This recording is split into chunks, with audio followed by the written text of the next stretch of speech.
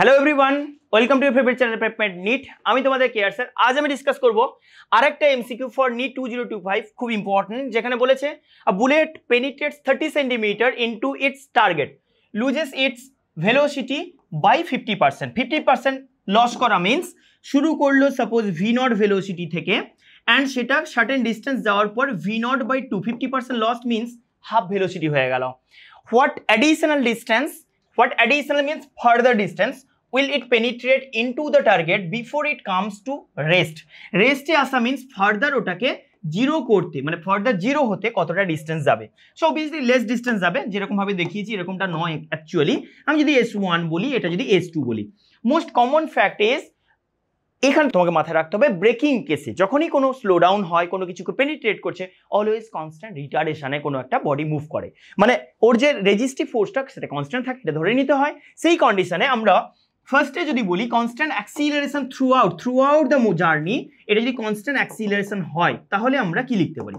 First কেসের জন্য যদি ইকুয়েশন বলি তাহলে আমরা লিখতে পারি এটা যে v/2 এর whole square, v not by 2 হয়েছে, is equals to v not square minus twice a into s1, a into s1 first কেসে। সো সেটার জন্য আমার এসে গেল s1 এর ভ্যালু, এটা যদি 1/4 বলি, v not square minus v not square by 4, that is তোমার 3/4 v not square, 3/4 v not square by 2a নিচে নামিয়ে নিলাম। এক্স্যাক্টলি সেম ওয়েতে যখন ফার্দার ইকুয়েশন লিখবো তখন তার ফাইনাল ভেলোসিটি রিটার্ডের মোশন এগেইন, সো মাইনাস হবে, 0 হয়েছে, v/2 দিয়ে স্টার্ট করেছিল, minus twice a into s2, same s2 এর যে ভ্যালু আসছে সেটা হচ্ছে আমার v not by 2, v not square by 4 into 2a, এইটা আমার এসে গেল s2 এর ভ্যালু। এখন ফার্দার যদি s1 and s2 এর রেশিও করি, ইট উইল বি s1 কেসে আমি জাস্ট 3/8 দেখতে পাচ্ছি, 3/8 দেখতে পাচ্ছি, s2 এর কেসে দেখতে পাচ্ছি 1/8। সো 3:1, দ্যাট ইজ 3:1 হলো s1 s2 এর ভ্যালু। ফার্দার আমাকে করতে হবে s1 এর ভ্যালু গিভেন আছে, সো 30, s1 এর value, s2 unknown, is equals to 3/1, 3/1 means s2 will be equals to just 10 centimetre.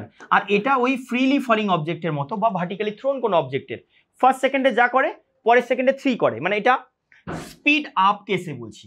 যখন স্পিড ডাউন মানে স্পিড ডিক্রিজ হবে তাহলে ফার্স্টে যা হবে, এই লাস্ট সেকেন্ডে যা করেছিল, লাস্ট সেকেন্ডে এস হলে এটা 3s হয় না, ফলিং এর কেসে মনে করো এটা এক্স্যাক্টলি। সো সেই লজিক মাথায় রাখতে পারি যে ইকুয়াল চেঞ্জ অফ স্পিডের জন্য রেশিও অফ, মানে অ্যামাউন্ট অফ ভেলোসিটি চেঞ্জ যদি আমি বলি, ইকুয়াল ভেলোসিটি চেঞ্জের জন্য অ্যামাউন্ট অফ ডিস্টেন্স ট্রাভেল যদি বলি, it will be 3:1, that is first কেসে 30 হলে, সেকেন্ড কেসে আর 10 সেন্টিমিটার ফার্দার মুভ করে ওটা স্টপ করে যাবে।